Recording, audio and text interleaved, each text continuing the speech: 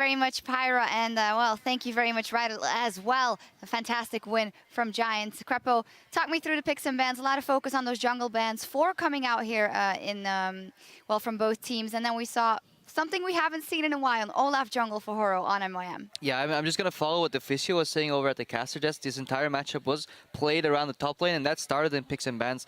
We saw MYM target some jungles. They were forced to ban Rek'Sai. They really didn't want to play against it. They forced to ban J4 because it was the last strong jungler left. But I feel it's a mistake because you put Frederick on Elise, and he's really comfortable in that. He's shown that in the past. So they gave comfort picks to Giants. That's fine. But then they got the Renekton Jax matchup, and I think that's is where the game was lost immediately for MYM because they were making the wrong decisions.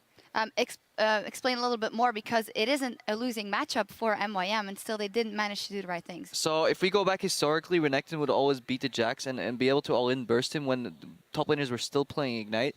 Now it gets a little difficult when you have Teleport coming in, because Renekton can like solo beat out the Jax, but he can't really kill him. That's where you need the jungler to come in and basically snowball that advantage you have. Horo, in the early game, he was completely invisible. We saw Mimer initially, if we go back to minute 2, we saw Mimer invade on the Elise, because he knew Elise would be alone doing the Grump, because we know in the Jax Renekton matchup, Jax is very likely to start on Raptors, use that level advantage to TP the lane. I would have very much liked MYM to punish them. Why won't Horo go together with Mimer, kill the Elise, screw over the jungle, and then later on snowball and dive the Jax? In the Renekton Jax matchup, the jungler should always be looking to dive the Jax, stack a big wave, punish him when he's trying to get that CS, because otherwise you let him even out the XP, and eventually, if you get behind once, which they did because of Pepinero's roam, because again, in mid lane people were playing tentative, bot lane people were playing tentative.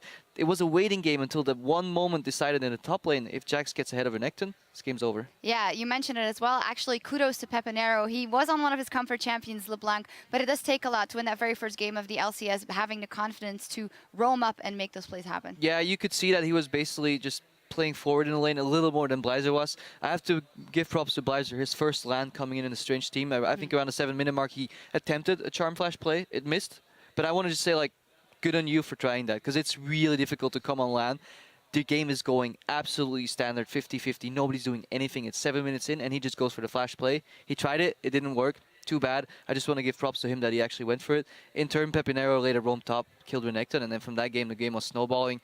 Mr. Rollins in this bet, where we're sitting back in a losing matchup, a sustained matchup in the bottom. They're not going to do anything. I think even Giants could have pressured that a little more. They have Thresh and Graves against Sivir and Elise. They're both short range. They can get flayed. You have Lantern to bring in the Elise on the bottom lane as well. I just felt a lack of passion, of grinta in Spanish coming from both teams. But then again, we go to the top lane, and that's where the game pretty much was decided. Languages as well. It doesn't stop with do you, it all, does it? Except play League of Legends. Coming back to that game, when we were interviewing Mr. Rawls before, he did say he was kind of making excuses already, which I totally understand with a change only yesterday. You know, we're going to see where it's going or trying to be working in that, but it almost seems like they handicapped themselves before going into it. No, I don't think it's excuses rather than just explanations. From what I could feel from Horo, it felt like he, in taking out champions away from Frederick, he took out his own champions. He was forced to play Olaf. Not sure if they practiced it a lot or whether it was just a reactionary pick. And he misses his mid lane. Corey is an incredibly potent mid laner. He has really great mechanics. He has a really strong laning phase.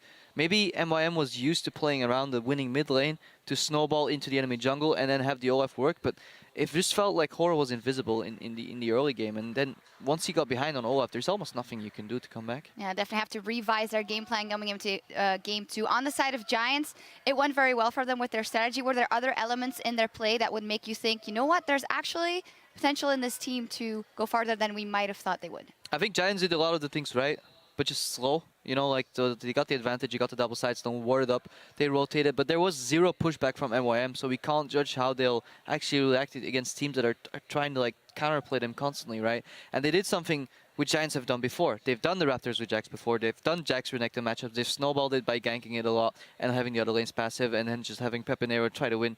But we saw in the expansion tournament, when Pepinero gets pushed down in his lane, he would have never made that roam to top lane. The snowball wouldn't have started as quick. A team that is more versed in the Renekton Jax matchup would also know that you have to punish that Jax harder or avoid your Renekton getting behind. And if that doesn't happen, I don't know yet what Giants can do. Yeah, well, we've seen it was only the first game, and well, good on them at least winning that very first game. We need to go on cooldown, but we'll be right back with more opening day action as the Copenhagen Wolves gear up to face H2K Gaming. Don't go anywhere.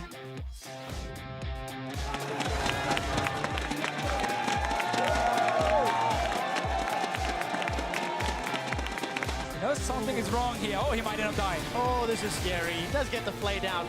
Moving it on to Blizzard. Oh, Pepe flashes for that one. The root goes down. We see the spider come in, sinks the fangs, and that's a kill. It's just get a few more big ones here, so you can actually deny wards from him and avoid. Oh, that's going to be a dead Mima Whirl. It flashes forward. That's a double counter-strike. Double kill. Gonna close it out for the triple.